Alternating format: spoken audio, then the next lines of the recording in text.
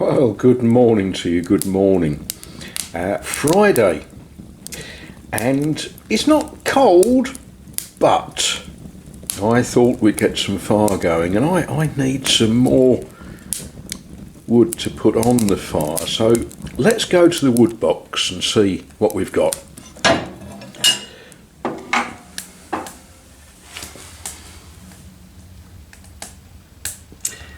Yeah. Maybe I'll just have to let the fire go out. It's that time of day to start thinking about what the works programme for the day is going to be. It will involve spreading muck up that wall. It will involve climbing back in the loft space and putting in earth wires. It will involve cutting some firewood, which is actually the first job that I'm going to do. Now, one of the things I've noticed on YouTube is if you make videos about cars and engines, you get a lot more views than if you make videos about mixing show. So I thought we would have a little talk about car engines. Now, I don't know how much you all know about an internal combustion engine, but in an internal combustion engine you have a cylinder which has got valves on it, and it has a piston that fits in the cylinder, and that has a hole that goes through it. Now, I always call that a gudgeon pin hole.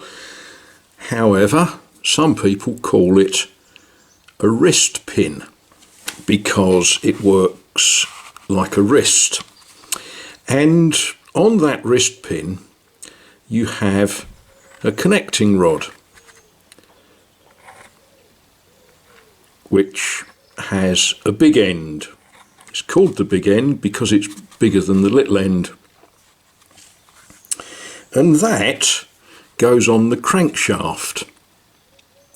Now, a crankshaft is a series of round pins that are joined by, generally it's a sort of shape with a balance weight on it that has another shaft that goes through the bottom of the engine block. So the long and the short of that is you've got this system where you have a crank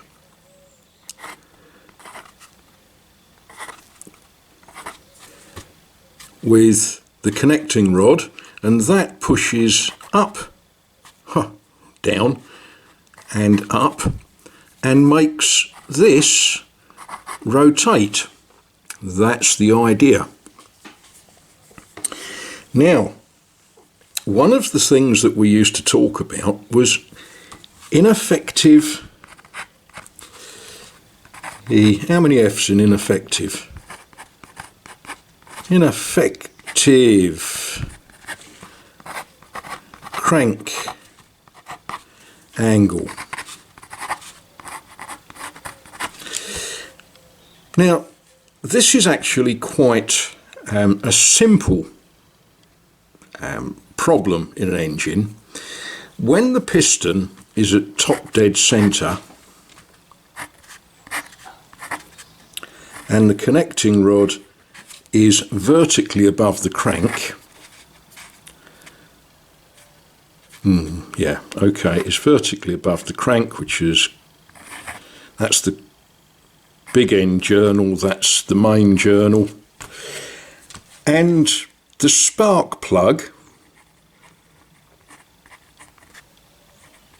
goes spark, and the fuel that's in the cylinder burns. It doesn't explode, it burns. burns very, very quickly. To the amateur, we would say it explodes. If this is in a dead straight line between the centre of the crankshaft, the centre of the big end and the centre of the gudgeon pin, nothing is going to happen. Whereas if the piston is halfway down the cylinder and the connecting rod is at an angle with the big end and the main journal, and the spark happens there, this will cheerfully travel down the cylinder and rotate the crankshaft. Equally, if the piston is at bottom dead centre,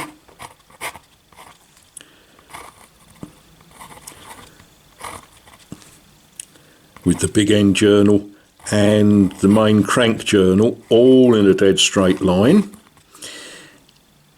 if you then try to push that, whether you do it by hand or, as a lot of mechanics do when the cylinder heads off a block of wood and a mallet, if you try to push it, it ain't going anywhere because it's in a straight line.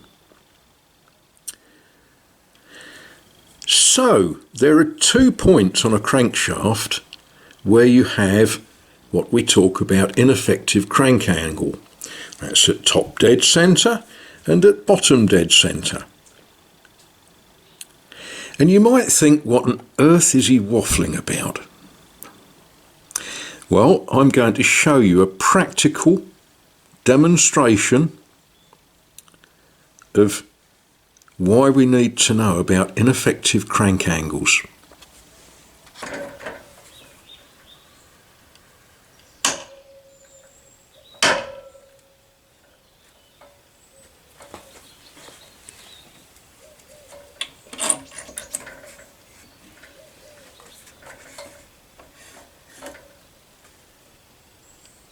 Right, okay, well, I've got to open another sack of sand, which at the moment is in the back of the car, and that involves lugging it, and yeah, so I think this is a natural point for me to stop and have tea.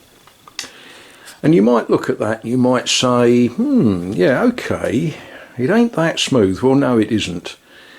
But I've spoken to the plasterer, and the plasterer thinks that, yeah, a good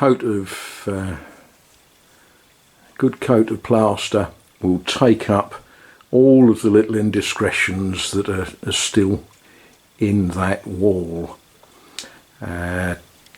It's always going to be a funny shape, as I say. It sort of comes up and then it slopes and then it goes up.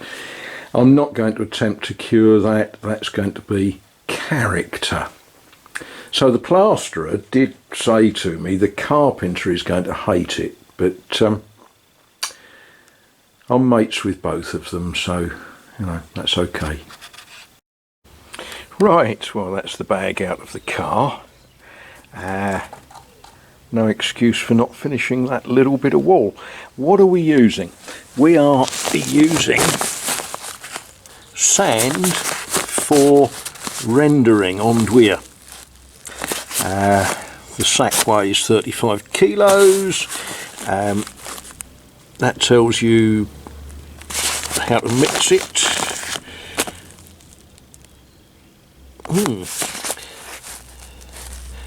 One sack of sand, 12 kilos of cement, 4 kilos of show, or 10 litres of water. Yeah, do you know, I've never measured how much water I put in things.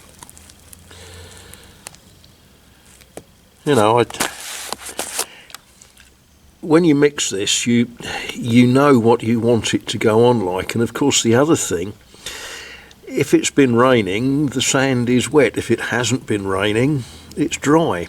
So you know. But that's the rough guide for those of you. You know, I know you're all going to rush over and mix show for me, and it does tell us that, yeah, it's only indicative, it's not exact. Well, there we are. Yeah, we'll leave that to dry out for at least a day before we do anything else to that. Then it's got to be plastered. Yeah, and if you're bored with watching show render going on walls, next week I'm going to have a real treat for you, because we've got this wall to do and this wall. Now this wall is interesting. Probably not interesting video, riveting, laugh a minute, satirical stuff, but this is the level of the plaster as I discovered it, and it had got cracks and fissures running through it, and various places you rattle with a hammer and you could hear it was hollow. So you put a tool underneath it and you discover that it's got a thick coat of show and a thick coat of plaster over the top of plaster which had been painted,